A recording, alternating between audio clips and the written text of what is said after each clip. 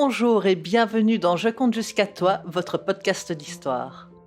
Pour la dernière histoire de la saison, je vous propose de retrouver nos amis Kaiju. L'histoire d'aujourd'hui nous vient de ce grand livre mystérieux, celui qui appartient aux monstres, le bien nommé Histoire du matin pour petits monstres qui ne veulent pas dormir. Et rendez-vous la semaine prochaine pour la suite du voyage de Lilou. Le feu crépite dans la cheminée. Le soleil ne va pas tarder à se lever et les trois monstros font un concours de rôs. Monstrueux, évidemment. Je suis le plus grand. Alors, c'est moi qui commence. C'est pas mal, mais je suis sûre que je fais mieux. Regarde, attends, écoute. C'est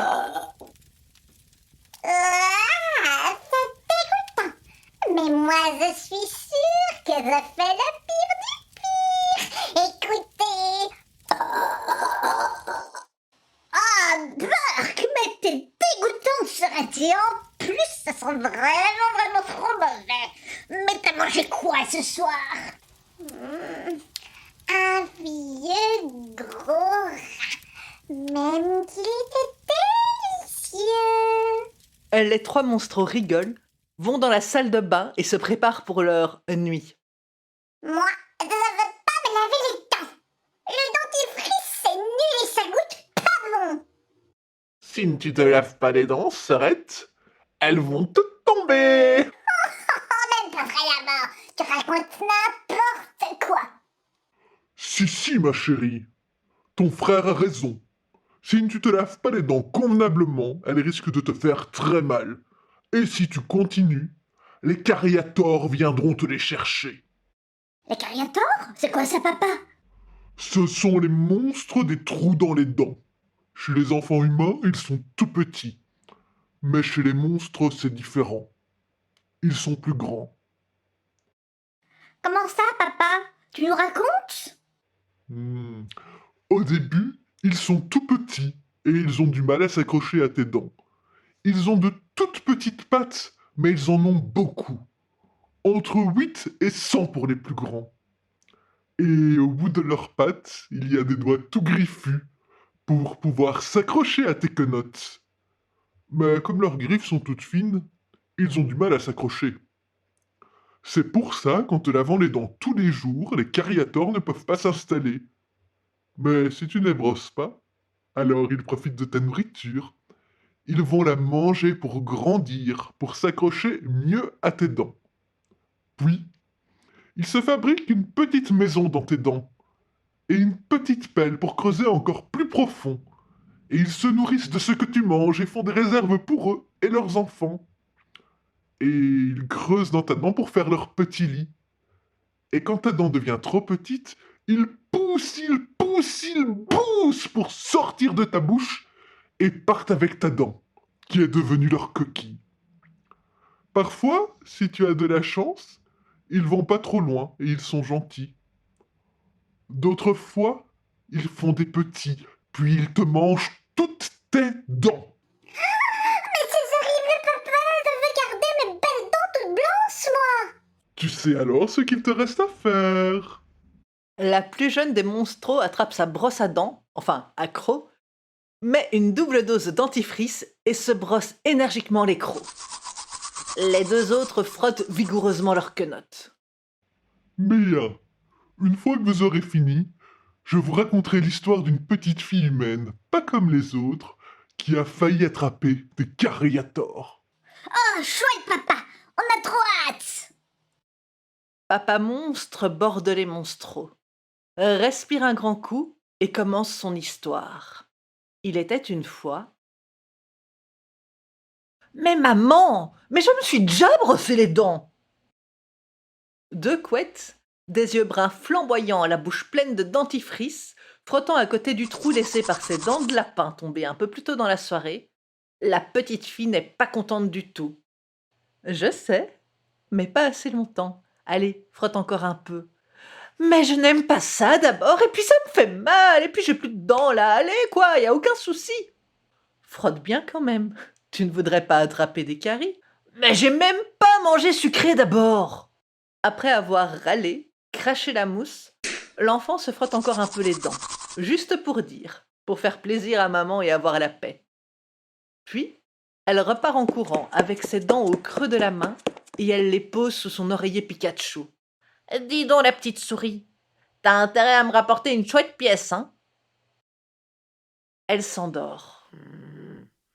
Les heures les plus sombres de la nuit arrivent.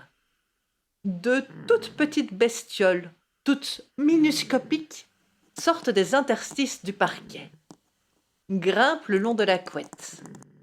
Elles s'approchent des deux quenottes.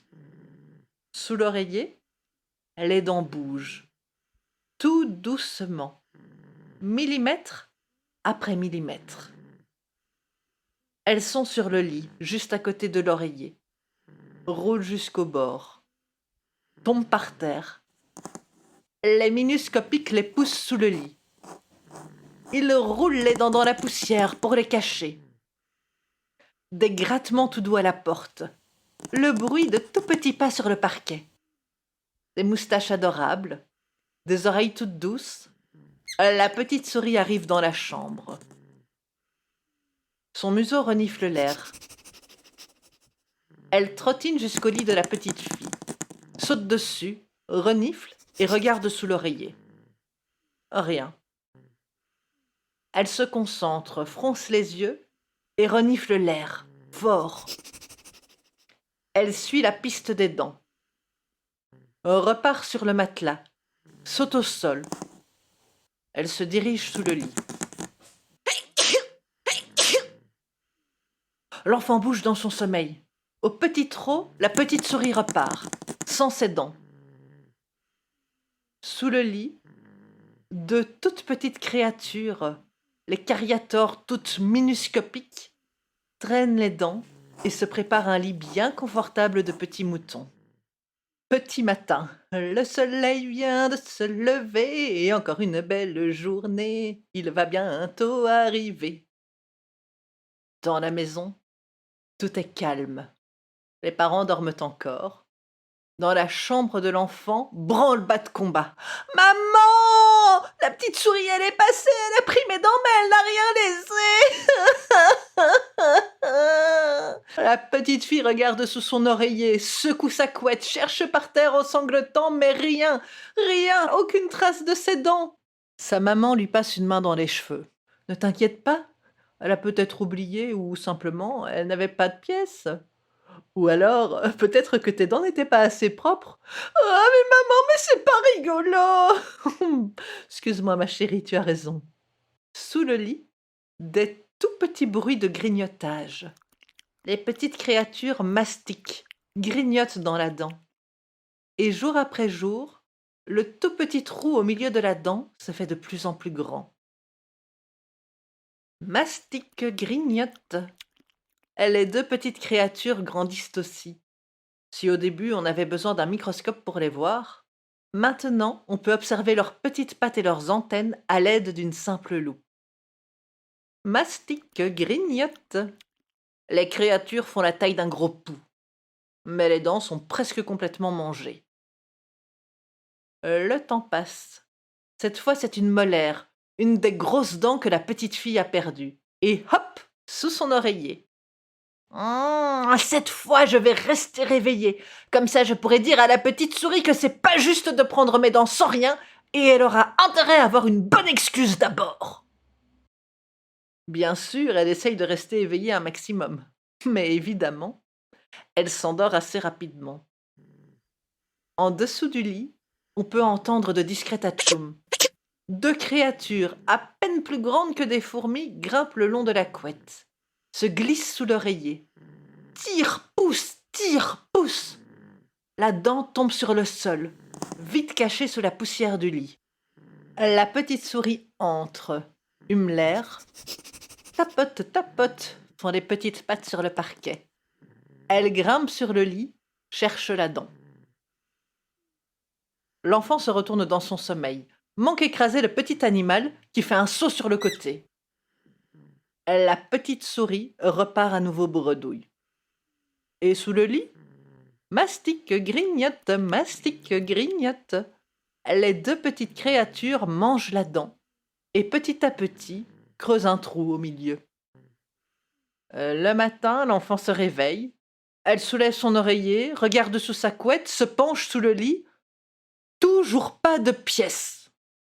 Elle sort de sa chambre, moitié courant, moitié pleurant. « Maman, la petite souris, elle a pris ma dent de nouveau, mais elle m'a rien laissé, mais c'est pas juste !»« Attends, laisse-moi vérifier qu'elle n'est pas tombée sous le lit. » Sous le lit, deux petites créatures se glissent vite entre les lattes du plancher avec leur butin.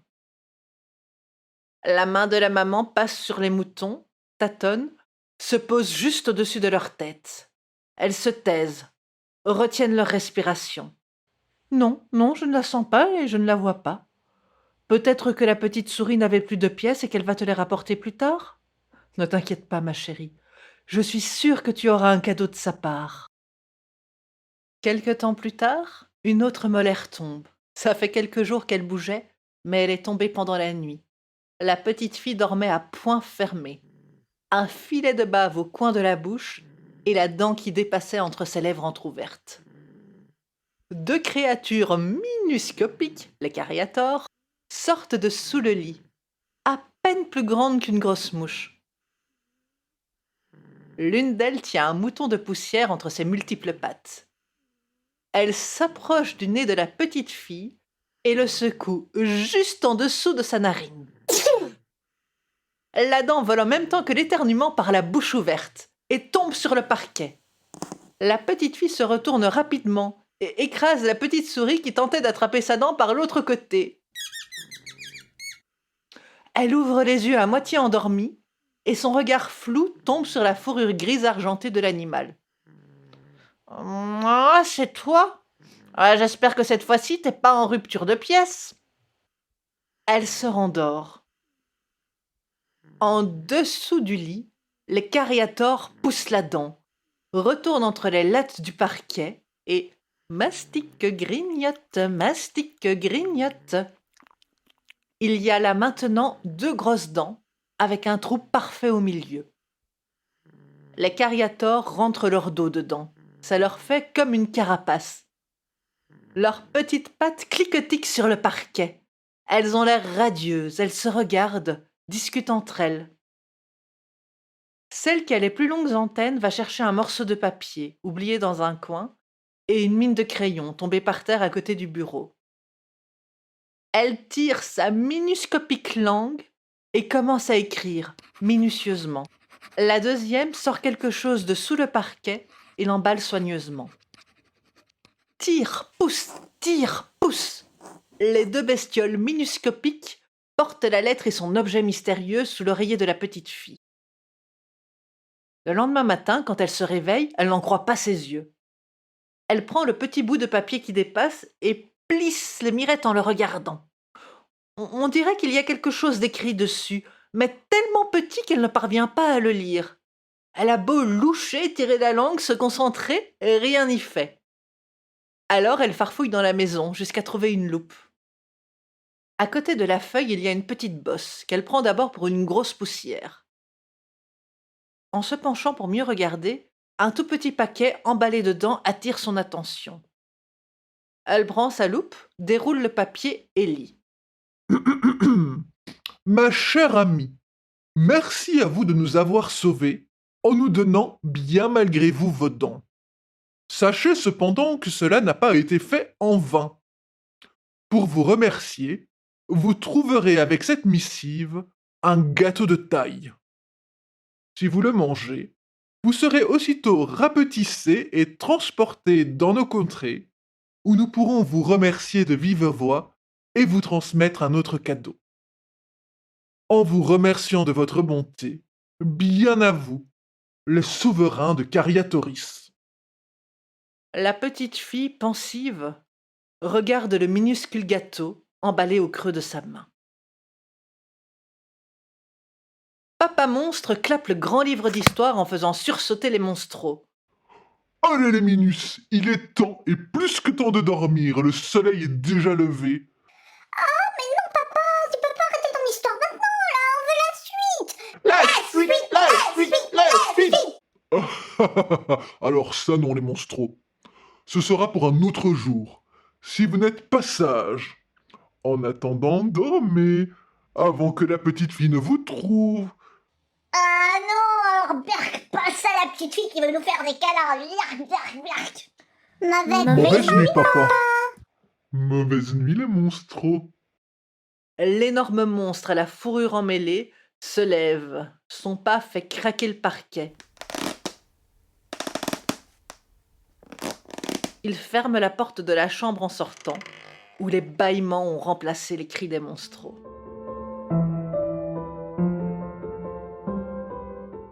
Si vous avez aimé cette histoire, n'hésitez pas à la partager, à commenter ou à en parler autour de vous. C'est très important pour moi parce que ça me permet de me faire écouter par de plus en plus de personnes et au final c'est ce que je vise. Vous pouvez me retrouver sur Twitter @loliconte, sur toutes les applications de podcast en cherchant simplement Je compte jusqu'à toi ou sur mon site lendewell.com/histoire. Histoire avec un S au bout. En attendant, merci de m'avoir écouté. J'espère que cette deuxième saison du podcast vous a plu. Et rendez-vous début juillet pour la deuxième saison du Voyage de Lilou. Merci beaucoup et à bientôt.